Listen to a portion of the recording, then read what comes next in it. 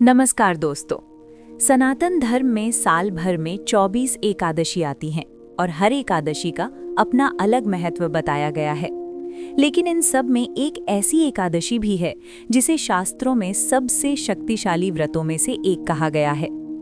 कहा जाता है कि अगर इंसान से जीवन में जाने अनजाने कोई बड़ा पाप हो गया हो तो भी ये व्रत उसे पापों से मुक्त कर सकता है। इस पवित्र व्रत का नाम है पाप मोचनी एकादशी। आज की इस वीडियो में हम जानेंगे पाप मोचनी एकादशी कब है, इसका महत्व क्या है, व्रत की सही विधि क्या है और वो अद्भुत कथा जिसके कारण इस एकादशी का नाम पड़ा पाप मोचनी। तो वीडियो को अंत तक जरूर देखिए। पाप मोचनी एकादशी कब है? हिंदू पंचांग के अनुसार पाप मोचनी एकादशी चैत्र मास के कृष्ण पक्ष की एकादशी को आती है। साल 2026 में ये एकादशी 15 मार्च को पड़ रही है। एकादशी का व्रत भगवान विष्णु को समर्पित होता है। इस दिन भगवान विष्णु की पूजा करने से मनुष्य के सभी पाप नष्ट हो जाते हैं और जीवन में सुख शांति आती है। पाप मोचनी एकादशी का महत्व। शास्त्रों में बताया गया है कि ये एकादशी 1000 यज्ञों के बराबर पुण्य देने वाली मानी जाती है। कहा जाता है कि जो व्यक्ति इस व्रत को श्रद्धा और भक्ति से करता है उसकी जीवन के सभी पाप धीरे धीरे समाप्त हो जाते हैं। ये व्रत मन को शुद्ध करता है और व्यक्ति को धर्म के मार्ग पर चलने की शक्ति देता है। इसी कारण इस एकादशी को पापों का नाश करने वाली एकादशी कहा गया है। व्रत की सही विधि। अगर आप पाप मोचनी एकादशी का व्रत करना चाहते हैं तो इसकी सही विधि जानना बहुत जरूरी है।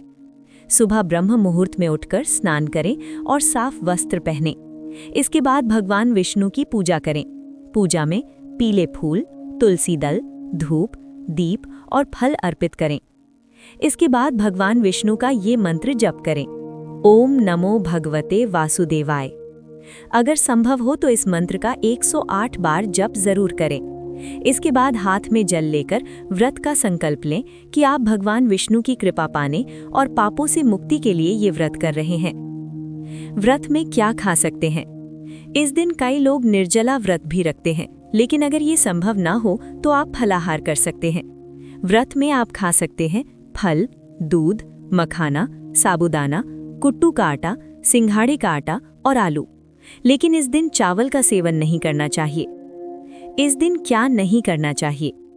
एकादशी के दिन कुछ बातों का विशेष ध्यान रखना चाहिए। इस दिन क्रोध नहीं करना चाहिए, झूठ नहीं बोलना चाहिए, किसी का अपमान नहीं करना चाहिए और तामसिक भोजन से दूर रहना चाहिए। ऐसा करने से व्रत का पूरा फल मिलता है। पाप मोचनी एकादशी की कथा। अब सुनिए वो कथा जिसके कारण इस एकादशी का नाम पड़ा पाप मोचनी। बहुत समय पहले की बात है। एक महान ऋषि थे जिनका नाम था मेधावी ऋषि। वो जंगल में कठोर तपस्या कर रहे थे। उनकी तपस्या इतनी कठोर थी कि देवलोक तक उसकी चर्चा होने लगी। देवताओं को डर हुआ कि कहीं उनकी तपस्या से स्वर्गलोक में कोई संकट न आ जाए। तब देवलोक की एक सुंदर अप्सरा मंजू घोषा को भेजा गया। मंजू घोषा अपनी सुंदरता और मधुर संगीत से मेधावी ऋषि की तपस्या भंग करने लगी। धीरे धीरे ऋषि उसका मोह नहीं छोड़ पाए और वर्षों तक अपनी तपस्या भूल गए। कई साल बीत गए। जब एक दिन उन्हें अपनी गलती का एहसास हुआ तो वो बहुत दुखी हुए। उन्होंने अपने पिता च्यवन ऋषि से जाकर क्षमा मांगी। तब च्यवन ऋषि ने कहा, यदि तुम अपने पापों से मुक्त होना चाहते हो तो पाप मोचनी एकादशी का व्रत करो। मेधावी ऋषि ने श्रद्धा से ये व्रत किया और इस व्रत के प्रभाव से उनके सभी पाप समाप्त हो गए। तभी से इस एकादशी को पाप मोचनी एकादशी कहा जाने लगा। व्रत का पारण। एकादशी का व्रत अगले दिन द्वादशी तिथि में खोला जाता है। सुबह भगवान विष्णु को भोग लगाएं और जरूरतमंद व्यक्ति को दान दें। इसके बाद व्रत का पारण करें। समापन। कहा जाता है कि जो व्यक्ति श्रद्धा और विश्वास के साथ पाप मोचनी एकादशी का व्रत करता है उसके जीवन के सभी पाप धीरे धीरे समाप्त हो जाते हैं और भगवान विष्णु की कृपा हमेशा उसके ऊपर बनी रहती है। अगर आपको ये जानकारी अच्छी लगी हो तो वीडियो को लाइक ज़रूर करें और ऐसे ही सनातन धर्म से जुड़े वीडियो देखने के लिए चैनल को सब्सक्राइब करना ना भूलें।